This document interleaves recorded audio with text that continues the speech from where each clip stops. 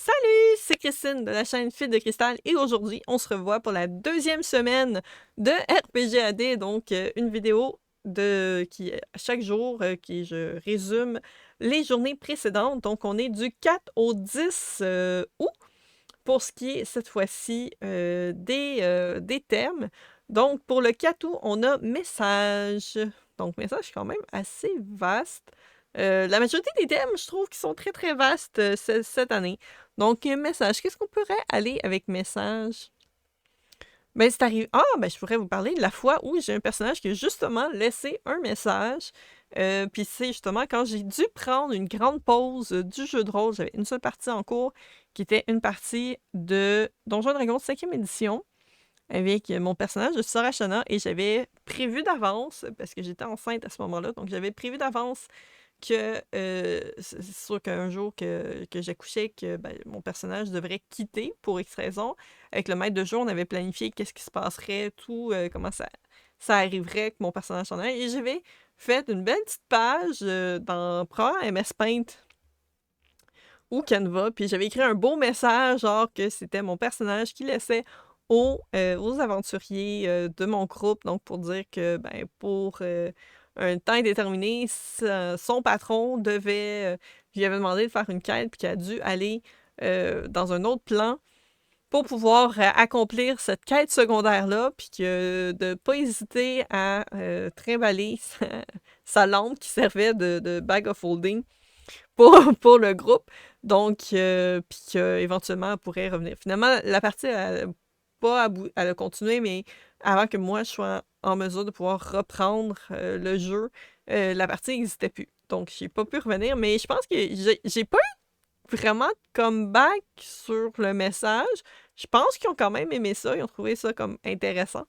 Mais voilà, fait que c'était le petit message que mon personnage leur avait laissé. Pour le 5 août, on a ancien. Donc, ancien, il pourrait être pris comme un... Je vais essayer de voir de quelle façon qu'il essaye. C'est vraiment un des anciens, quelque chose de vieux. Ou ça pourrait être les anciens, comme par exemple dans l'univers de Cthulhu, que je connais un peu, mais pas tant, pas au niveau du jeu de rôle, je les connais un peu plus au niveau du jeu de société. Mais c'est pas vraiment un univers. Jeu de société, ça me dérange pas, mais c'est pas vraiment un univers que je voudrais jouer pour le jeu de rôle. Mais c'est quelque chose de vieux. Ben, la majorité des trucs que nos personnages fouillent, souvent, ils s'en vont dans des trucs très anciens. Mais j'ai pas rien à comme rajouter, parce que c'est ça, on dirait que je l'associe beaucoup ancien pour les divinités de l'univers Lovecraftien. Puis c'est ça, c'est pas un univers que je trouve intéressant. Peut-être que je lirais les livres, mais je suis pas interpellée à jouer à ce jeu-là. Fait qu'on dirait que là-dessus, ça m'interpelle moins. Ça arrive. Pour le 6 août, on a les motifs, donc les motivations. Qu'est-ce qui motive nos personnages? Pourquoi ils partent à l'aventure? Et souvent, on dirait que c'est quelque chose que, en quête de gloire, en quête de richesse, c'est souvent comme classique, la vengeance. Puis je me suis rendu compte que la majorité du temps, mes personnages, quand ils partent à l'aventure, c'est plus parce que ils veulent approfondir leur connaissance. Si je prends, mettons, Myriani, c'était littéralement ça. Elle voulait euh, apprendre à découvrir le monde comme normal, parce qu'elle venait du plan des fées. Sorashana, elle venait aussi d'un autre plan. Elle, c'était pour se débarrasser. C'était comme une quête plus pour guérir, si on pourrait dire, sa condition, qui se guérit pas vraiment, mais c'est ce qu'elle s'espérait de faire. Si je reprends mon personnage que je joue dans Fabula Ultima, c'est aussi une quête de découvrir le monde, se trouver une place aussi dans le monde, ça c'est un peu par biais. Si je regarde de Nymphea dans Dungeon World, elle, on dirait que je l'ai comme pas encore complètement définie. C'est drôle parce qu'elle est quand même rendue au niveau, ça fait longtemps que je la joue, ça fait un an, ça fait au moins un an et demi qu'on joue des parties. Et on dirait que je l'ai comme pas fini de la saisir, ce personnage-là. C'est un peu étrange. Qui sait, peut-être que ça va se replacer. Mais ouais, j'essaie de trouver quelque chose d'autre que vengeance. Je trouve ça pas intéressant. Puis juste, en quête de gloire et fortune. Ça manque de quoi? Ça manque. Ça manque. Il me semble que c'est pas de toute façon la façon la plus simple et la plus sécuritaire pour se créer une fortune. Journey, donc pour le 7 août, donc le voyage. Ça, on voyage souvent en tant qu'aventurier. Je pense que ça fait partie très intégrante de ça. Dans Dungeon World, d'ailleurs, mon personnage de Nymphéa, elle est une exploratrice, puis c'est pas ça, éclaireuse. Donc, ça fait partie intégrante de son personnage de voyager, d'aider au voyage, puis justement, il y a un skill qui est justement de faire un long voyage périlleux, je me souviens plus exactement.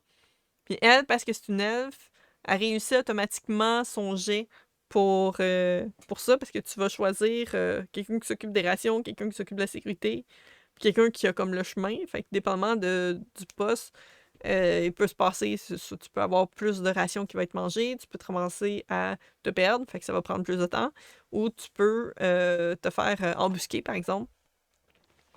Puis c'est ça, parce que c'est une elfe, elle a réussi automatiquement son jet, peu importe dans quel des groupes j'étais. Puis il y a un skill à un moment donné que j'ai été chercher qui s'appelle Suivez-moi, qui me permet de choisir 2 postes dans les 3, ce qui fait que je peux en choisir 2, puis je l'ai réussi automatiquement parce que je suis une elfe. Fait que c'est un peu un, un tweak là-dedans. Fait que ça, c'est toujours, à chaque fois, c'est comme, on n'a pas tant voyagé, mais à chaque fois que c'est arrivé, j'ai fait comme, ouais, ben Marc, moi, je vais prendre tel poste puis tel poste. Fait que, il se passe ça puis ça parce que je l'ai réussi automatique puis j'ai pas besoin de lancer de dés. Ah oui, c'est vrai. Parce que comme on voyage pas assez souvent, il y a le temps d'oublier aussi à chaque fois que ça c'est possible. Pour le 8 août, donc, on a exploré, qui revient quand même un peu au voyage. Donc, explorer, ça va être plus au niveau, justement, découvrir des choses, donc fouiller sur place. Puis je pense que ça, c'est quelque chose que Fabula Ultima, on va avoir beaucoup d'exploration parce qu'on est dans la ville de départ, on est comme juste tous arrivés dans la ville. Puis tout se passe là. On n'a pas besoin de sortir puis de voyager tant que ça. Nos personnages ont voyagé pour se rendre là. Mais là, on est comme sur place, puis l'intrigue se place est littéralement là où est-ce qu'on est. On n'a pas besoin d'aller ailleurs dans un donjon. Non, tout se fait sur place. Pour l'instant.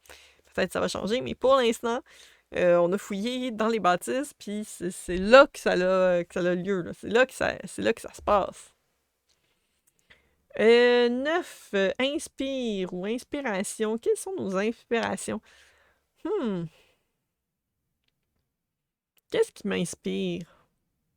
Ça, plus en tant que joueur, parce qu'en tant que maître de jeu, j'ai pas vraiment. Je fais pas d'homebrew, puis c'est vraiment, je suis des trucs déjà, des scénarios préétablis. Mais pour mes personnages, ce qui va m'inspirer, ça va être vraiment plus qu'est-ce que j'ai envie de jouer.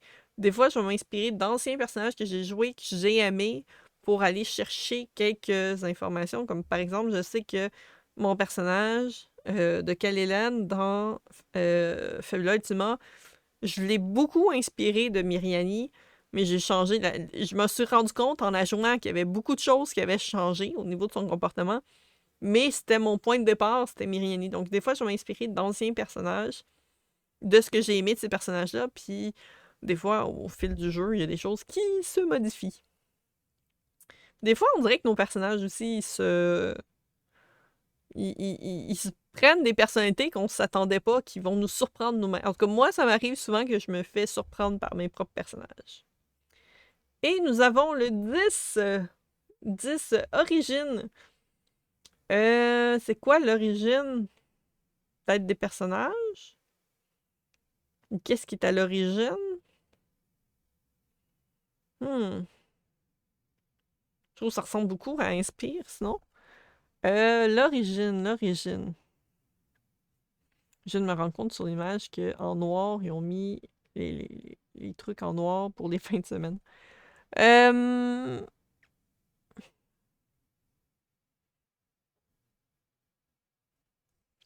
L'origine. Ben, je pourrais parler de l'origine de comment j'ai découvert le jeu de rôle. Ça pourrait être à l'origine. Qu'est-ce qui est à l'origine du jeu de rôle? Si j'y reprends avant le jeu de rôle sur table, parce qu'il y a plusieurs formes de jeux de rôle, ça serait des livres, c'était une sorte de livre, puis euh, il y avait, avant les livres dont vous êtes le héros, parce que j'avais clairement pas l'âge de ça, j'étais au primaire, je me demande si j'étais pas en maternelle, mais soit maternelle ou première, deuxième année, c'était une série de livres. Les livres, c'était cartonné. Il me semble qu'ils étaient un peu plus grands que les bandes dessinées franco-belges, mais à peu près de ce même format-là. Puis c'était, par exemple, t'avais le manège au 100 pièges, ou c'était tout quelque chose au 100 quelque chose. Donc, un lieu au 100, puis il y avait, probablement parce qu'il y avait 100 pages ou qu'il y avait 100 trucs. Puis c'est le même principe qu'un livre dont vous êtes le héros. Fait que tu commençais à lire, puis là, il se passait de quoi, puis dépendant de ce que tu voulais faire, ça te disait va à telle page ou à telle page. Tu avais généralement juste deux choix. Ça pouvait arriver des fois que tu avais un choix, là, mais tu avais juste deux choix, puis c'était une grande image sur la page avec très peu de texte, parce que c'était pour plus jeune. Puis ça m'avait marqué parce qu'il y avait des trucs que ça faisait un petit peu peur. Puis il y en a un, je me souviens, c'était un truc de manège. Donc, c'est vraiment ça que je trouvais ça intéressant de... Tu passes d'un truc à un autre, là, tu essayais de découvrir qu'est-ce qui se passait.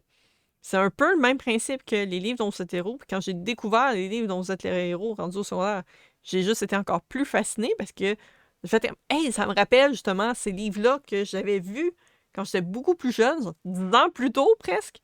Peut-être pas à ce point-là, mettons 7-8 ans plus tôt. Puis, ça m'avait fasciné, puis j'avais voulu. Puis moi, ça m'enrageait de voir qu'il y avait du monde qui barbouillait sur la fiche de personnage dans le livre de bibliothèque. Mais oui, j'avais toujours. C'est vraiment ça que j'ai trouvé intéressant. Il y a eu les jeux vidéo, style jeux de rôle, qui m'ont aussi très intéressé, qui m'ont interpellé pour justement, hey, je peux avoir de l'équipement, je peux essayer de suivre une histoire, puis c'est d'après qu'est-ce que je fais, il se passe de quoi. Puis il y a certains jeux que j'ai comme interprétés en tant que jeu de rôle, parce que moi, j'étais beaucoup plus investi dans l'histoire qui se passait que le type de jeu qui était. J'ai toujours adoré lire. Fait que, tu sais, les jeux qui. Je pense que la majorité des gens n'ont pas lu qu'il y avait une histoire dans Warcraft. Puis là, je parle vraiment le premier Warcraft. Je parle de avant World of Warcraft. Là. Je parle des années fin 90. Donc, oui, il y a une section où est-ce que tu as le texte qui défile pendant que tu as genre soit deux humains ou deux orques en train de boire dans une shop, dans ce qui ressemble à une taverne. Donc, t'as le texte qui défile avec une histoire. Il y avait vraiment déjà une histoire à ce moment-là. Puis moi, ça me fascinait. Diablo aussi, je tripais là-dessus. Je lisais beaucoup plus qu'est-ce qui se passait dans le village. Je parlais à chaque personne, puis j'essayais, je me prenais, moi, pour le personnage, puis je m'en foutais que l'archère, parce que je parle du premier Diablo, l'archère est moins forte, elle peut pas monter ses stats de force aussi haut qu'il faudrait pour avoir une épée. Moi, je voulais qu'elle ait une épée. Ce qui était quand même possible. Donc, ouais, je me prenais à ces jeux-là avant de découvrir vraiment des jeux de rôle plus traditionnels parce que ben, j'avais pas nécessairement accès à beaucoup de choses à l'époque. Mais ouais, c'est pas mal ça qui m'a comme développé le goût d'avoir un personnage qui est plus personnalisé que juste suivre l'histoire qui se déroule. Puis, quand j'ai fini par découvrir le jeu de rôle sur table, j'ai fait comme, mais c'est comme pareil. La difficulté qu'il y avait, c'est le fait que je pouvais pas y jouer tout seul à ceux-là. Versus les livres, puis versus les jeux vidéo, ceux-là, je pouvais les jouer tout seul. Puis maintenant, je découvre qu'il y a aussi des jeux de société, des jeux de plateau, qui reprennent le principe jeu de rôle, où est-ce que tu incarnes un personnage que tu peux équiper, tu peux puis suivre une aventure qui se suit éventuellement d'un truc à l'autre. Puis ça, je trouve ça encore plus intéressant aussi. Là. Fait que vraiment, le jeu de rôle est très varié. Puis bien sûr, j'ai déjà fait du grandeur nature, j'ai fait du théâtre aussi, qui sont d'autres formes de jeux de rôle également. Donc, ouais, l'origine de comment j'ai été apportée au jeu de rôle sur table vient de là, vient de ces livres de l'île aux 100 mystères ou des choses comme ça. Je vais essayer de voir. Oh. Ah, c'est l'île aux 100 squelettes. C'était des... ça existe encore? Ça a l'air d'exister encore, ces livres-là. On est-tu capable d'en voir d'autres de la même...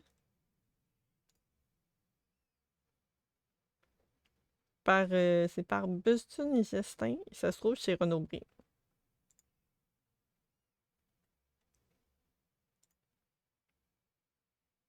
Ok, mais moi, je veux... C'est classé dans activité jeu comme type de livre. Là, j'ai l'île au sens squelette, puis si on essaye...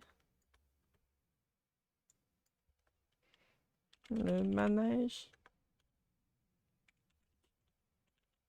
au sang quelque chose. Ok, c'est pas un manège, c'est peut-être le parc.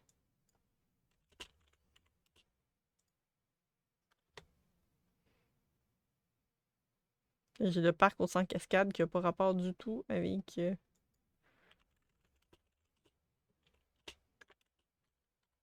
La jungle au sang péril. Le jardin au sang secret. Fait que c'est ça, il y a vraiment plein... C'est la collection Vivez l'aventure. Et c'est à partir de quel âge? Parce que là, j'ai vraiment le vaisseau au sang pirate. Je sais pas si je vais être capable de retrouver celui avec... Mais je pense que c'est des rééditions. La colline au sang fée. Peut-être ma fille aimerait ça.